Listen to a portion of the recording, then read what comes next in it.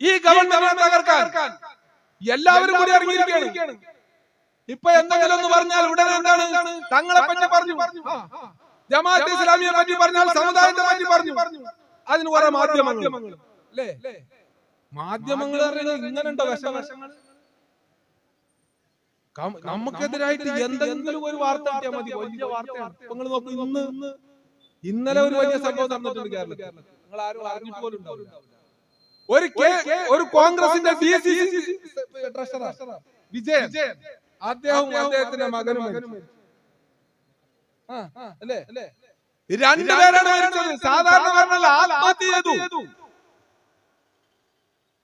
ഏതെങ്കിലും ചാനലുകളോ പത്രങ്ങളോ ഇവിടെ ചർച്ച ഉണ്ടോ? പ്രൈം ടൈമിൽ ന്യൂസ് ഉണ്ടോ? ഉണ്ടെങ്കിൽ നിങ്ങൾ പറ. സംഭവിക്കാൻ പാടില്ലാത്തതാണ് സംഭവിച്ചത്. നവീൻ ബാബുവിന്റെ മരണം പാടില്ലാത്തതാണ്. ആത്മഹത്യ ചെയ്തു അദ്ദേഹം, ചെയ്യാൻ പാടില്ല. അന്ന് ജില്ലാ പഞ്ചായത്ത് പ്രസിഡന്റ് ദിവ്യ എന്ന് പറയുന്ന CPM-ന്റെ നേതാവ് ഒരു പ്രസംഗം നടത്തി. അഴിമതിക്കെതിരാണ് പ്രസംഗം. പക്ഷെ പറഞ്ഞ വേദിയോടെ അയാളുടെ പിന്നെ ട്രാൻസ്ഫർ പോണ പാർട്ടിയിൽ പോയിട്ട് പ്രസംഗിക്കാൻ പാടില്ല. എന്താ ചെയ്യുന്നത്? അഴിമതിക്കെതിരായിട്ട് രണ്ട് വർത്തമാനം പറഞ്ഞു. പറഞ്ഞ സ്ഥലം തെറ്റ്, പറഞ്ഞ രീതി തെറ്റ്, അതൊക്കെ തെറ്റ് ഞങ്ങൾ അംഗീകരിച്ചു. പക്ഷെ നിങ്ങൾ നോക്കൂ, എത്ര ദിവസമാണ് ചർച്ച ചെയ്തത്? ഒരു വനിതയാണെങ്കിൽ പോലും നോക്കാതെ വേട്ടയാടി. ഒരു 4 വർത്തമാനത്തിന്റെ പേരിലല്ലേ വേട്ടയാടിയത്? നവീൻ ബാബു എന്ന് പറയുന്ന പാവപ്പെട്ട ഉദ്യോഗസ്ഥന്റെ മരണത്തിൽ നമുക്ക് വിഷമമുണ്ട്, സംശയമില്ല. ദിവ്യ കുറ്റവാളിയാണെങ്കിൽ തീർച്ചയായിട്ടും ശിക്ഷിക്കപ്പെടണം, അതിലും തർക്കമില്ല. പക്ഷെ നിങ്ങൾ നോക്കൂ, അങ്ങനെ ആവേശം കാണിച്ച മാധ്യമങ്ങൾ ഏതെങ്കിലും കഴിഞ്ഞ 2 ദിവസമായി ചർച്ചയുണ്ടോ? 2 മനുഷ്യർ, ഒരച്ഛനും മകനും ആത്മഹത്യ ചെയ്തു. എന്തിനാ ആത്മഹത്യ ചെയ്തത്? 1.5 കോടി രൂപയോളം പലരിൽ നിന്നായി വാങ്ങി അച്ഛനും മകനും. ആർക്ക് കൊടുക്കാൻ?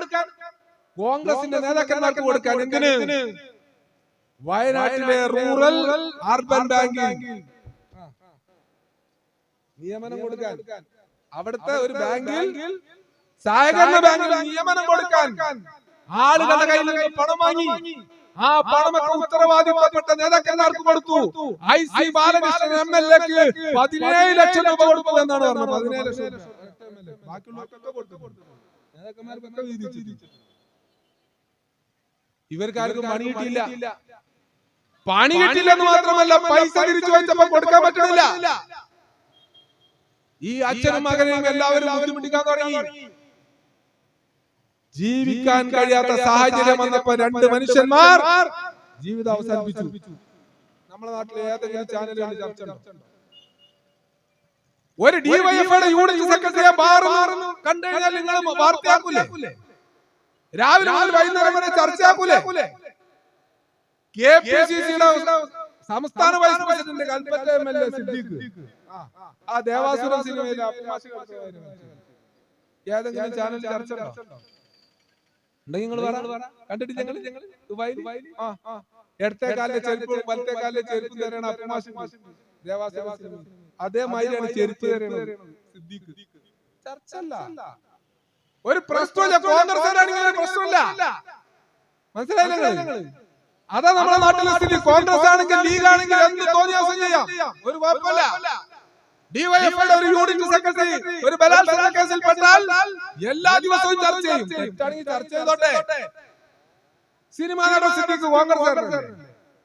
സിദ്ദീഖിന്റെ ബലാത്സംഗ കേസ് എത്ര ദിവസം ചർച്ച ചെയ്തു? അത് പിണറായി വിജയനെതിരെ എങ്ങനെ ആക്കാൻ പറ്റും? എന്നാൽ കോൺഗ്രസിന്റെ 2 MLA-മാർ, വിൻസെന്റ് എന്ന് പറഞ്ഞ MLA ബലാത്സംഗ കേസിൽ പ്രതിയാണ്. ഏതെങ്കിലും ചാനലിൽ ചർച്ച ഉണ്ടോ? ഹൈക്കു കവിത എന്നൊരു MLA ഉണ്ട്.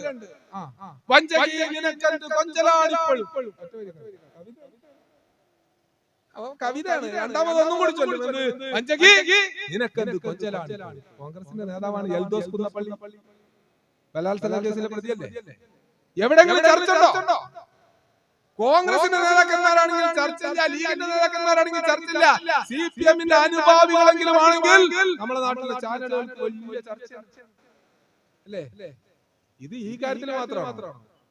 2024 ജൂലൈ മാസം 30-ാം തീയതിയാണ് ഇന്ത്യയിലെ 3ാമത്തെ ലാൻഡ് സ്ലൈഡ്, ഏറ്റവും വലിയ 3ാമത്തെ ലാൻഡ് സ്ലൈഡ് ഉണ്ടായത്. എന്റെ പേരാണ് വയനാട് ദുരന്തം. 300 ചില്ലാൻ ആളുകളാണ് മരിച്ചത്. 2 ഗ്രാമങ്ങൾ തന്നെ ഇല്ലാതായി. ജൂലൈ മാസം 30-ാം തീയതി കഴിഞ്ഞിട്ട് 10 മാസമായി. August, September, October, November, December, ഈ 6 മാസത്തിനിടക്ക് ഒരു പൈസ കേന്ദ്ര ഗവൺമെന്റ് ചർച്ച ചെയ്യല്ല. എന്നാൽ ഇതാ മാർക്സിസ്റ്റുകാർ മൃതദേഹം അടക്കാൻ 75,000 മൃതദേഹത്തിന് എത്ര വരുമോ എന്നിട്ട് നമ്മള് ഒരു എസ്റ്റിമേറ്റ് തയ്യാറാക്കി. ആ എസ്റ്റിമേറ്റ് കൊടുത്തത് ഭയങ്കര വലിയ ചർച്ച. ഇത്രയും ദിവസം എന്തുകൊണ്ട് കേരളത്തിന് ചില്ലിക്കാശ് കൊടുത്തില്ല? അതിനുശേഷം ദുരന്തമുണ്ടായ സംസ്ഥാനങ്ങൾക്കൊക്കെ കൊടുത്തില്ലേ? ഇപ്പൊ ഒരു വെള്ളപ്പൊക്കം തമിഴ്നാട്ടിലുണ്ടായി. 900 കോടി കുറവാണ് അവിടെ കൊടുത്തത്. ആസമിൽ ആകെ 16 ആള് മരിച്ചപ്പോ 2200 കോടിയാവും. ഒറ്റാള് മരിക്കാത്ത ത്രിപുരക്ക് 100 ചില്ലാനം കോടി കൊടുത്തു. 3000 കോടി രൂപയാണ് ആന്ധ്രക്ക് പ്രളയത്തെ നേരിടാൻ കൊടുത്തത്. 3000 കോടി രൂപ. 2800 കോടി രൂപയാണ് ബീഹാറിന് കൊടുത്തത്. ഈ കേരളം ഇന്ത്യയിലല്ലേ? ഏതെങ്കിലും ചാനലുകൾ, ഏതെങ്കിലും മാധ്യമങ്ങൾ ചർച്ച ചെയ്യണ്ടോ? ഒരു ചർച്ചയില്ല. ഇവിടെ ചർച്ച എന്താ? കമ്മ്യൂണിസ്റ്റ് പാർട്ടിക്കാരാണോ ചർച്ച? അല്ലേ? അങ്ങനെയാണവർക്ക് അൻവറിനെ കിട്ടിയത്. ഇത് രസാണല്ലേ? ആരായിരുന്നു അൻവർ? ഇപ്പൊ എന്താ അവസ്ഥ? CPM-നെതിരെ ആര് പറഞ്ഞാലും വലിയ വാർത്ത. നമ്മളെ ഈ റോഡ് കിടന്ന ഒരു പട്ടി കുറച്ചാൽ അത് CPM-നെതിരാണ്. കൊരാന്നുണ്ടെങ്കിൽ പട്ടി ആരായി? ദൈവദൂതനായി. ഏത് പട്ടിക്കും മാന്യത വരും CPM-നെതിരെ പറഞ്ഞു.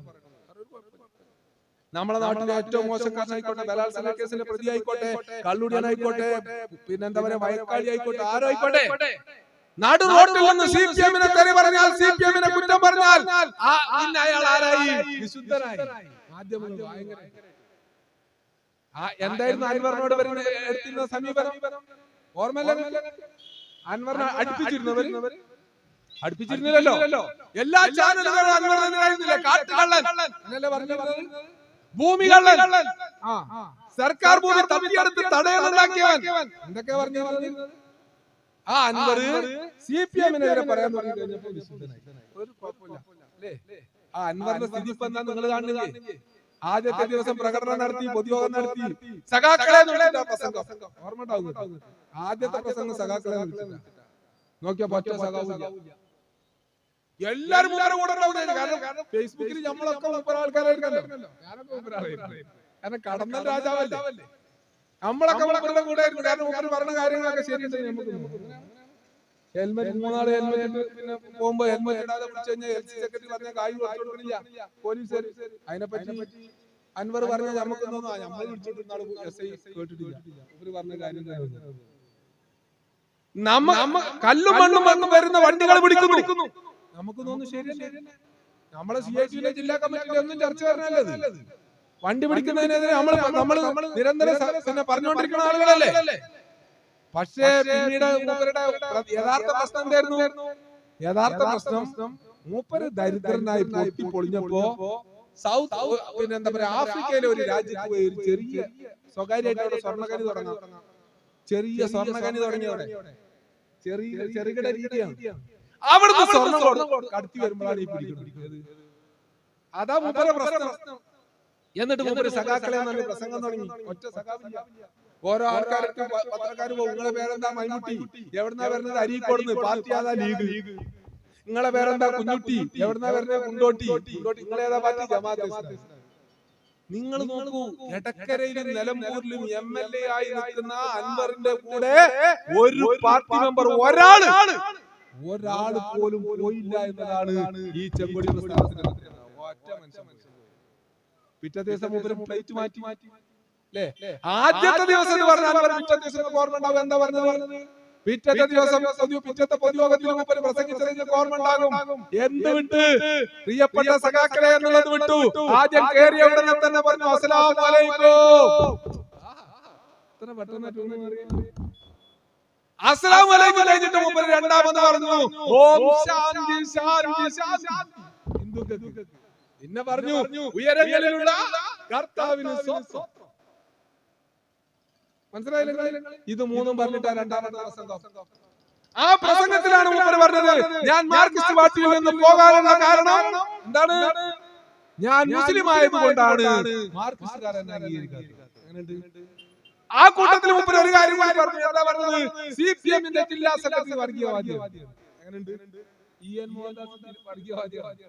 പറഞ്ഞത് പറയല്ലോ. പിന്നെ ആളെ കൂട്ടാൻ അതാ മാർഗം. എന്നിട്ട് ആളെ കിട്ടിയോ? ആളെ കിട്ടിയില്ല. എന്നിട്ട് ആളെ കിട്ടാതായപ്പോ മൂപ്പര് ഒരു കാര്യം തീരുമാനിച്ചു. എവിടെ പോവാൻ തീരുമാനിച്ചു? തമിഴ്നാട്ടിൽ പോകാൻ തീരുമാനിച്ചു. DMK ആകാം. എന്നിട്ട് അവിടെ ചെന്നു. എന്നിട്ട് പറഞ്ഞു നിങ്ങൾ എൻ തന്തയുമായി സ്റ്റാലിനോട് ഞാൻ നിങ്ങൾക്ക് മുന്നേ കൈമല്ല. ഞാൻ നിങ്ങളെ സ്വന്തം അല്ലേ? DMKയുടെ ആളുകൾ പറഞ്ഞു ഇന്ത്യ രാജ്യത്ത് വർഗീയതക്കെതിരായി പോരാട്ടം നടത്തുന്നതിൽ ഒന്നാമതും രണ്ടാമതുമായി നിൽക്കുന്ന സംസ്ഥാനങ്ങളാണ് കേരളവും തമിഴ്നാടും. കേരളത്തിന്റെ മുഖ്യമന്ത്രി പിണറായി വിജയൻ എനിക്ക് അണ്ണമാതിരി. എന്റെ അണ്ണനാണത്. ഞാൻ അവർക്ക് തമ്പി. ഞങ്ങളിങ്ങനെ ഒരുമിച്ച് പോവാ. പിന്നെ നിങ്ങൾക്ക് അല്ലേ? ഇപ്പൊ ഞാൻ തന്തയുമാതിരി. മുമ്പ് ഒരു വാപ്പ ഉണ്ടായിരുന്നല്ലോ. അതാണല്ലോ പിണറായി പ്രസംഗം തുടങ്ങിയ അപ്പൊ പറയല അങ്ങനെയാണ്. പിണറായി പിതൃതുല്യനാണ്. അത് പോയി. പിണറായി പിതൃതുല്യൻ അതെന്നെ പറഞ്ഞു. മൂപ്പര് ഇടക്കിടക്ക് പറയും എന്റെ വാപ്പ ഷൗക്കത്ത് അലി, എന്റെ വാപ്പ ഷൗക്കത്ത് അലി, എന്റെ വാപ്പ ഷൗക്കത്ത് അലി. ഷൗക്കത്ത് അലി നല്ലൊരു മനുഷ്യനായിരുന്നു, സ്വാതന്ത്ര്യ സമരത്തിൽ.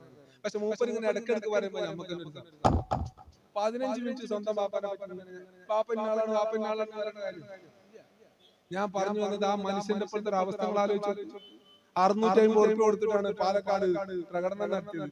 എന്ത് സിനിമാ സെറ്റിൽ പോണ ജൂനിയർ ആർട്ടിസ്റ്റുകൾ മുഴുവൻ വന്നിട്ട് പറയണം നിങ്ങളൊക്കെ എന്തിനു വന്നതാ? അത് ഞങ്ങളെ ഏജന്റ് കൊടുക്കുന്നത്. എത്ര രൂപ? 650 രൂപ ചോറും കിട്ടും അല്ലേ? ഒരവസ്ഥകൾ ആലോചിച്ചു. ഇപ്പോ DMK വിട്ടു. ഇപ്പൊ ഇന്ത്യയിൽ ചർച്ച ചെയ്യാൻ രാഷ്ട്രീയ പാർട്ടികളൊന്നും ബാക്കിയില്ല. ഇപ്പൊ ബംഗാളി വലിക്കുന്നതാണ്. ഇപ്പൊ ബംഗാളി വലിക്കുക. എന്തിന്? തൃണമൂൽ കോൺഗ്രസ്. ബാക്കിയൊക്കെ കഴിഞ്ഞു. ബാക്കിയുള്ളവരൊന്നും കൂട്ടില്ലാന്ന് പറഞ്ഞു. അവസാനം പോയിരിക്കുന്നത് എവിടെയാണ്? ദീദിയെ കണ്ട് തൃണമൂൽ കോൺഗ്രസ് ആകാൻ പറ്റുന്നു. ഞാൻ സൂചിപ്പിച്ചത് ഇങ്ങനെ നമുക്കെതിരെ ആര് വന്നാലും അവരെ പ്രൊമോട്ട് ചെയ്യണം. കേരളം നേടുന്ന നേട്ടങ്ങളൊന്നും നമ്മുടെ നാട്ടിലെ ജനങ്ങൾ അറിയാതിരിക്കാൻ പരമാവധി ശ്രമിച്ചുകൊണ്ടിരിക്കുന്നു. എല്ലാ കൊല്ലവും ഏറ്റവും മികച്ച ഭരണമുള്ള സംസ്ഥാനമായി കേരളം മാറുന്നു. എല്ലാ കൊല്ലവും ഇന്ത്യയിലെ ഏറ്റവും മികച്ച വിദ്യാഭ്യാസമുള്ള സംസ്ഥാനമായി കേരളം മാറുന്നു. നാട്ടിലെ ജനങ്ങൾ അറിയണില്ല, ചാനലുകൾ ചർച്ച ചെയ്യണില്ല. ഏറ്റവും മികച്ച ആരോഗ്യരംഗമുള്ള സംസ്ഥാനത്തിനുള്ള അവാർഡ് എല്ലാ കൊല്ലവും വാങ്ങുന്നു. പ്രിയപ്പെട്ടവരെ, 2021 കേരളം ഇന്ത്യയിലെ വ്യവസായ സൗഹൃദ സംസ്ഥാനങ്ങളിൽ 23 സ്ഥാനത്തായിരുന്നു. 2021 അറിയാം, 21 സ്ഥാനം, 28 സംസ്ഥാനങ്ങൾ. നമ്മുടെ നാടിനെ പറ്റി പറഞ്ഞപ്പോൾ കേരളത്തിൽ വ്യവസായം വരില്ല. എന്താ വ്യവസായം വരാതിരിക്കാൻ കാരണം?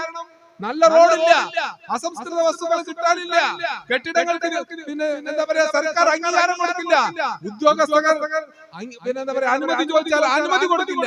ഇതൊക്കെ കിട്ടിക്കഴിഞ്ഞാൽ പിന്നെന്താ സ്ഥിതി? പിന്നെ കൊടി കുത്തി ആ വ്യവസായം